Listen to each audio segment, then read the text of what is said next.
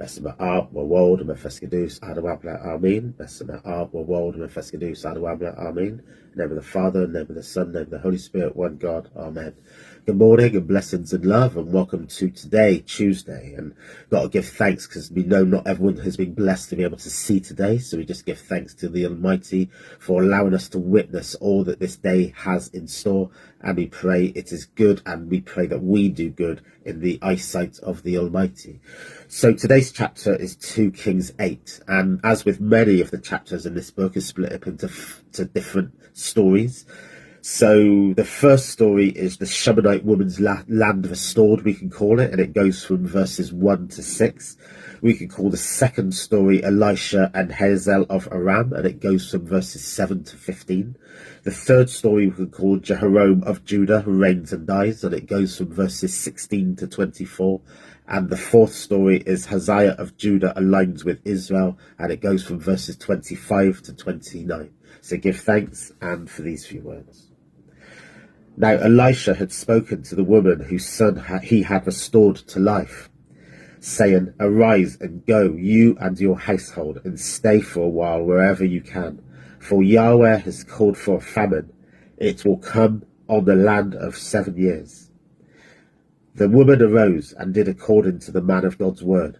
She went with her household and lived in the land of the Philistines for 7 years.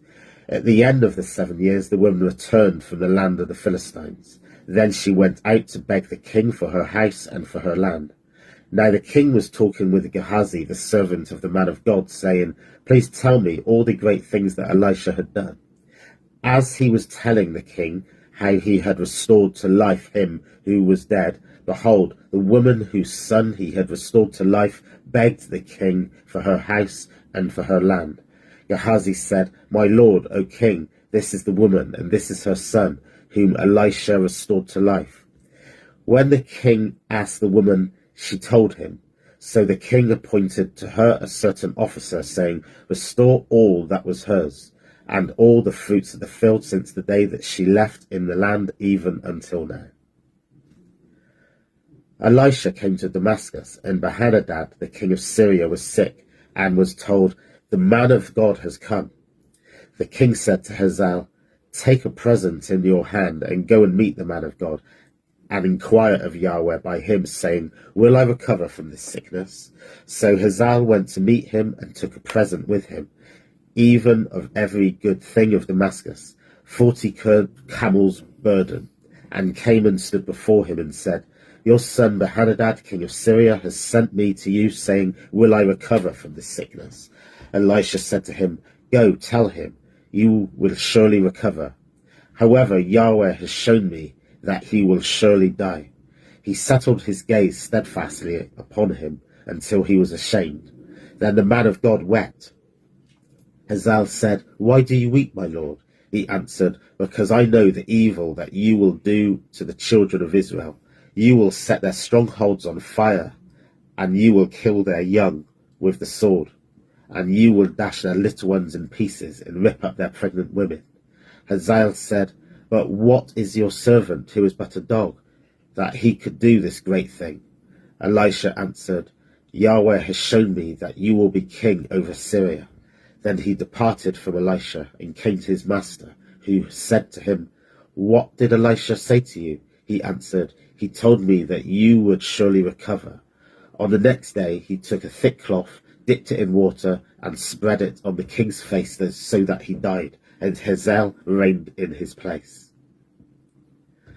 In the 5th year of Joram, the son of Ahab, king of Israel, Jehoshaphat being king of Judah then, Jehoram, the son of Jehoshaphat of Judah, began to reign. He was 32 years old when he began to reign. He reigned 8 years in Jerusalem. He walked in the way of the kings of Israel, as did Ahab's house, for he married Ahab's daughter. He did that which was evil in Yahweh's sight. However, Yahweh would not destroy Judah for David his servant's sake, as he promised him to give him a lamp for his children always. In his days Edom revolted from under the hand of Judah, and made a king over themselves. Then Joram crossed over to Zair, and all his chariots with him. And he rose up by night and struck the Edomites, who surrounded him with the captains of the chariots, and the people fled to their tents. So Edom revolted from under the hand of Judah to this day. Then Libnah revolted at the same time. The rest of the acts of Jerome and all that he did, aren't they written in the book of the Chronicles of the kings of Judah? Jerome slept with his fathers and was buried with his fathers in David's city, and Hazael his son reigned in his place. In the 12th year of Jerome, the son of Ahab, king of Israel, Hazael the son of Jehoram, the king of Judah, began to reign. Hazael was 22 years old when he began to reign, and he reigned 1 year in Jerusalem. His mother's name was Athaliah, the daughter of Omri, king of Israel. He walked in the way of Ahab's house, and did that which was evil in Yahweh's sight, as did Ahab's house, for he was the son-in-law of Ahab's house. He went with Jerome, the son of Ahab, to the war against Hazael, the king of Syria, at Ramoth Gilead, and the Syrians wounded Jerome. King Jerome returned to be healed in Jezreel from the wounds which the Syrians had given him at Ramah. Then he fought against Hazael, king of Syria. Hazael, the son of Jerome, king of Judah, went down to Jerome, the son of Ahab, in Jezreel, because he was sick. For these 3 words, to give thanks, blessings, and love. I feel this is quite a detailed and complicated chapter because there's so many names and places mentioned. It's easy to get tangled, and I've had to create a table with the different names and people to try to keep track of it, because it is so complicated. I'll try to do my best, and as always with these stories, I will talk about one at a time and try to extract the allegorical and the different interpretations of it as I go through. So it starts off with the Shemanite woman, and the Shemanite woman we saw first in 2 Kings 4, when Elisha the prophet blessed her with a son and also brought her son back to life when that son died. So Elisha has been keeping in touch, with this woman. And when there was a famine over Israel, as we've been hearing, Elisha spoke to the woman, warned her that this famine was going to last for 7 years. So to go and seek shelter elsewhere, and then return when you are ready, when the famine has been lifted. So this is what she does.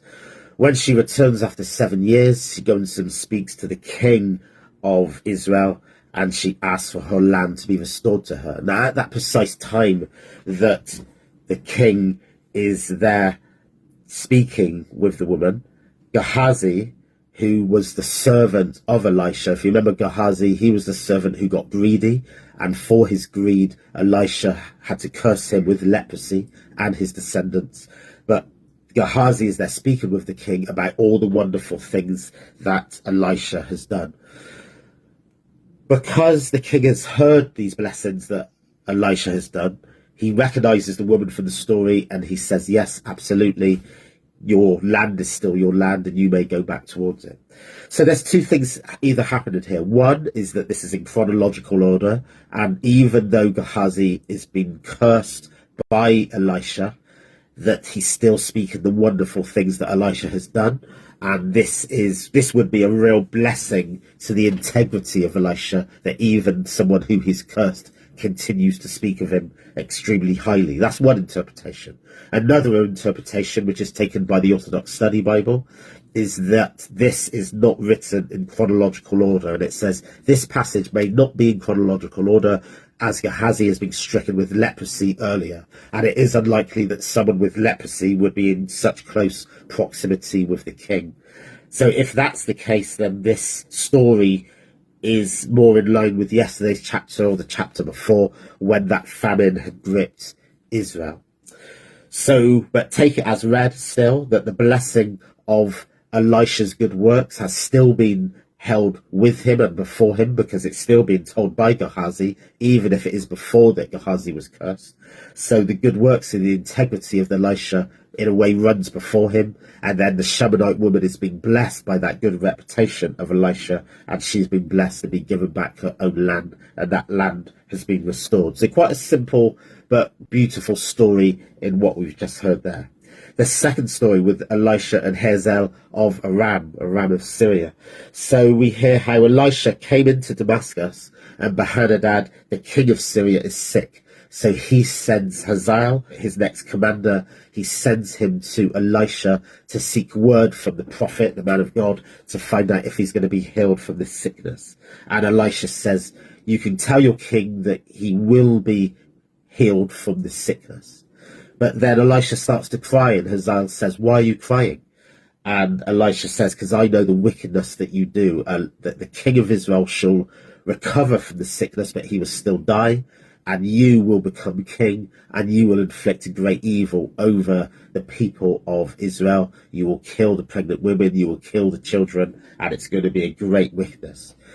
Elisha did not at that point kill Hazael. He could have done. He could have stopped Hazael and known what he's going to do and taken matters into his own hands. But Elisha does not do that, because God does not tell him to do that. If God told Elisha to kill Hazael, then that's what he would have done. But Elisha, as a faithful prophet, can only work by the word of God. So he delivered the message to Hazael. Hazael goes back, doesn't tell the king Benhadad the full truth, only tells him that he's going to recover. So this was a half-truth. So he goes, tells the king that he's going to recover, but then the next day he suffocates the king, and then he himself is proclaimed king over Syria and reigns in his place. And then we hear in the next story, then what happens is that Hazael then rises up against Israel. The moral of this story is really, as I've said, we can only work under the counsel and the guidance of the Almighty, even if we suspect something. Elisha's truth and faithfulness is such that he did not act. And the reason why he did not act is that God is going to make Hazael work for himself, because Hazael is going to, even though he's going to enact evil over Israel, God wants this to happen because he wants Israel to not destroy himself. And it says this in the Orthodox Study Bible. It says, Hazael freely wills to fulfill Elisha's prophecy because there is evil in his heart. But God will use this evil for good by oppressing Israel to curb their sins, so they might not completely destroy themselves. So there is a reason why Elisha did not hear God asking him to kill Hazael, because God's plan is a bigger plan, and he knows that Israel themselves have descended into sin, and they must be curbed and stopped.